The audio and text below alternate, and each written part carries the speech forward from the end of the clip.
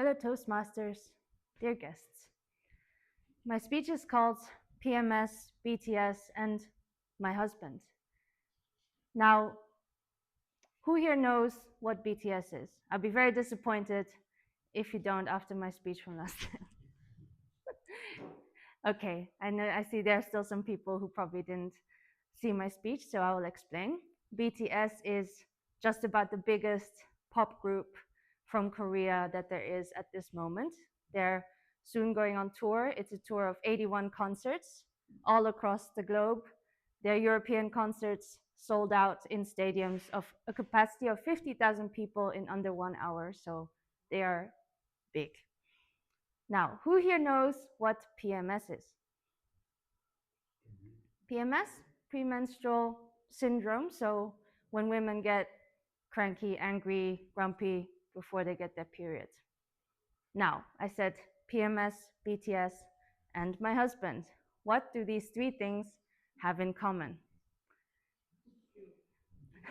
Me, yes, but also they are all three reasons why I started a business. So two of those businesses failed, and the other one is flourishing. And I'll tell you why. There are three factors involved. The first, timing and luck.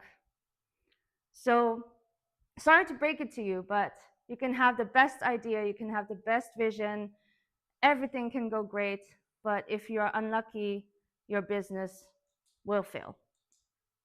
This is what happened to my BTS online store. Yes, I called it the BTS online store. I mean, super imaginative. It was a store that sold BTS fan merchandise online. It was one of the first in the Netherlands and was going really well. We were starting to do physical in-person events. My first in-person event got 200 attendees. There was a lot of demand. I was selling merch. It was going great. And then, bam, COVID. Everyone was like, no in-person events, you cannot meet up, everyone needs to socially distance. And I was like, but I need this. So that was unlucky. That business started failing because COVID just dragged on and it dragged on and we lost all the momentum and no one cared anymore. So that was that. Timing.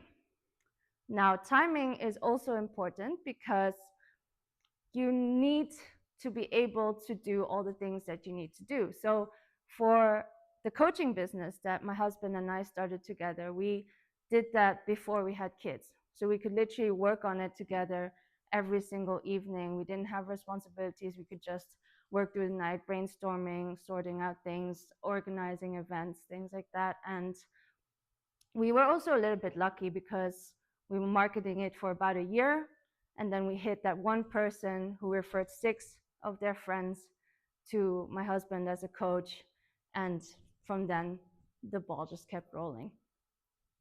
Now, timing and luck was one. Well, it's technically two things, but I just bundled it into one. The second thing is people. You have to surround yourself with the right people to have a flourishing business. And I will give you an example of when that didn't work out. So I had 2 really good friends. They were also BTS fans, and they really loved working with me on the BTS online store. They thought of loads of ideas. They were creating content, making videos. We were having loads of fun. And then one day, after about 2 years, I asked them, I said, do you two want to work on the business with me? Do you want to, like, should we do this together? They agreed. They were very enthusiastic. But after a while, it started getting sour because they said, look, we're putting a lot of work in this. We're putting a lot of time in this. Are you going to pay us? I said, well, I'm not really earning anything myself, and I did invest a lot of my own money, of my savings into this to buy the stock and, you know, to run it. So no, I'm not going to pay you.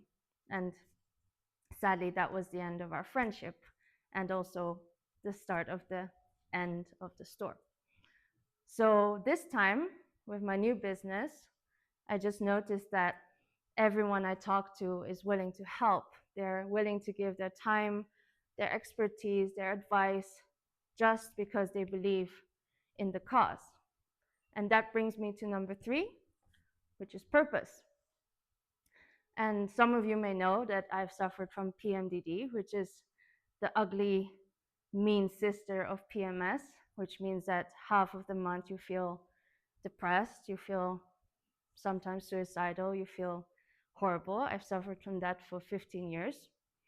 And I wanted to help people with conditions like mine. And I noticed the gap between the suffering and the resources that are out there, because you have to actively seek out the information. But if you don't know that you have this, you're not going to look for the information. So what I'm doing is I'm creating an app that I call the Duolingo of cycle knowledge. So in a playful manner, people can do quizzes and get bite-sized insights and have a little bit of fun while learning about their bodies, learning about their menstrual cycle. And it's felt really different because I believe in the purpose. It's something that has touched me, that has been a big part of my life. And I feel like if this succeeds, I'm going to help a lot of people, which I didn't have. I mean, I was selling fan merchandise. It was fun, but it wasn't something that I had in my core. And for the coaching business, it was my husband's dream. It wasn't my dream. I was just helping him.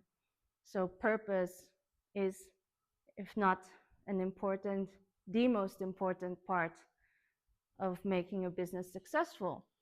So in conclusion, what I want to say is there might be a very big part that you cannot control, and that is the luck part. But if you get the timing right, if you surround yourself with the right people, and if you find your purpose, then you're well on your way to making a successful business.